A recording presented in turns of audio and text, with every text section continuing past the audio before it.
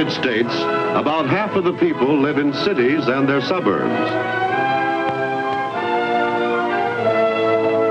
Between these cities has grown a network of transportation arteries to carry men and goods in a steady flow of commerce. Largest of these cities is New York. Here we find a good example of how such transportation arteries also develop within the city itself. This is Manhattan, business center of New York City and heart of the city's life. Millions pour into the area every day to work and shop, to buy and sell, to manufacture clothes, to run banks and brokerage firms, to handle imports and wholesale goods, to load and unload ships.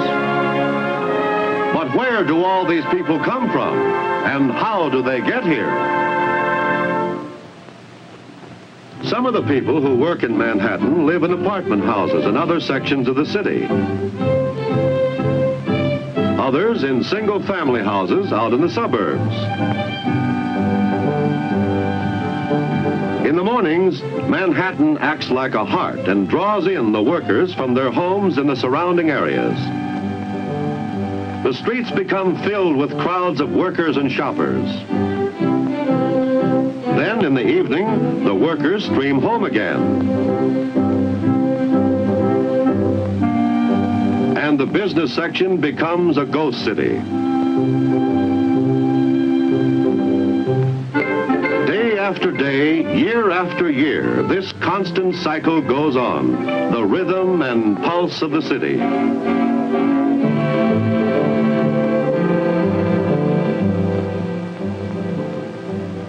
When work is over, New Yorkers, like people everywhere, seek places of recreation.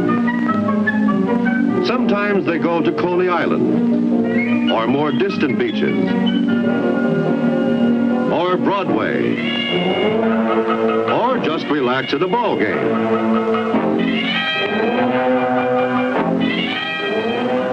And so we see that the main job of transportation in a city is to carry people between 3 points: where they live,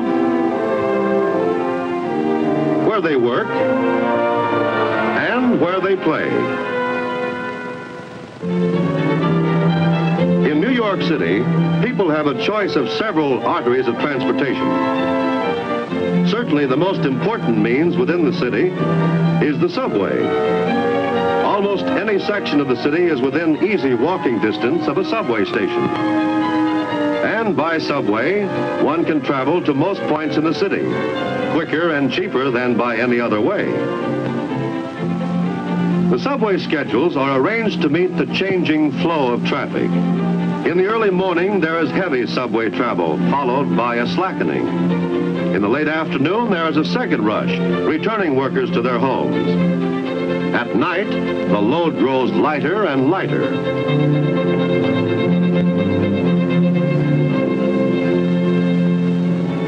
Because the subways serve only the city, suburban trains take their place in providing transportation to and from outlying communities. Since these trains serve a larger area with less people, the fare costs more and there are fewer trains.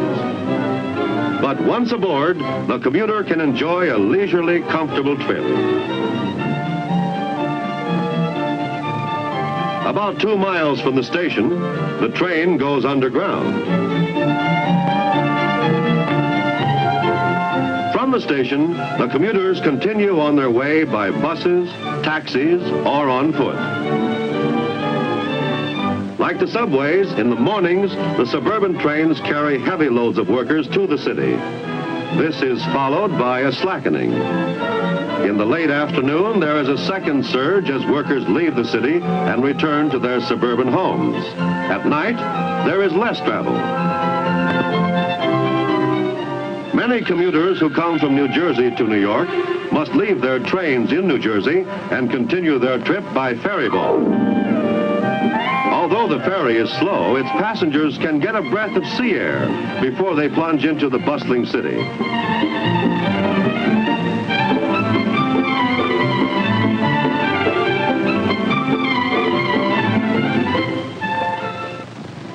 in New York, the bus lines form another important artery.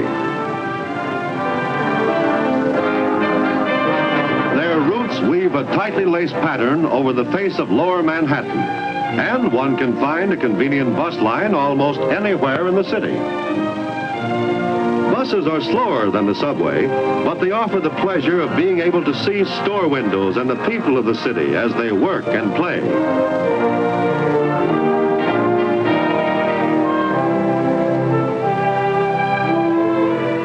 Suburban buses serve the outlying communities. When these reach the city, they usually transfer their passengers to the subway, which is faster. But of all the arteries of New York, perhaps the automobile routes have created the most problems. To provide easy travel in New York, many natural obstacles had to be overcome.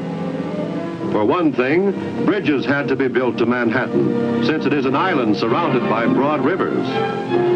With the development of steel cables, modern suspension bridges became possible, and during the last century, one bridge after another has been built across the rivers.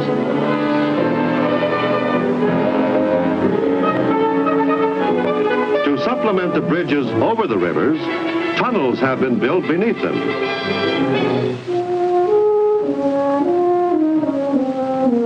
Together, the bridges and the tunnels make possible a steady stream of traffic in and out of Manhattan.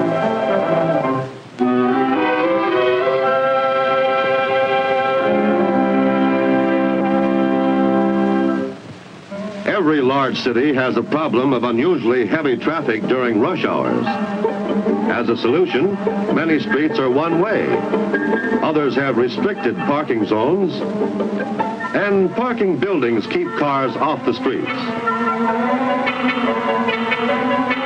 To supplement the existing routes, big express highways have been built to carry cars at high speeds directly to and from the heart of the city. The intersections of these express highways are designed so that cars may enter and leave without disturbing the flow of traffic. To serve the people in the suburbs, a network of parkways has been built. These allow cars to go swiftly from the far suburbs to the very heart of the city without interference of cross traffic.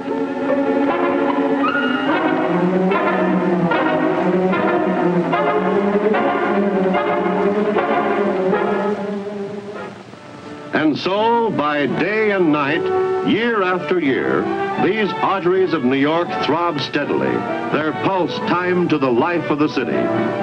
But it is no accident that they operate so smoothly, or that new ones come into being just when and where they are needed.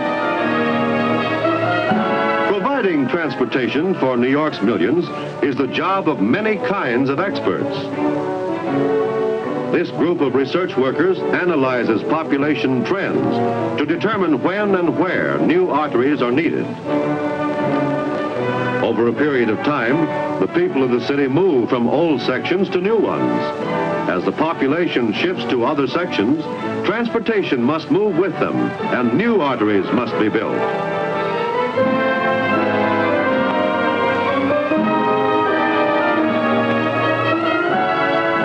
With the development of new sources of power and faster transportation, there will be new problems to solve. But New York, like all progressive cities, is studying and planning today to provide the arteries for tomorrow, through which flow the lifeblood of the city.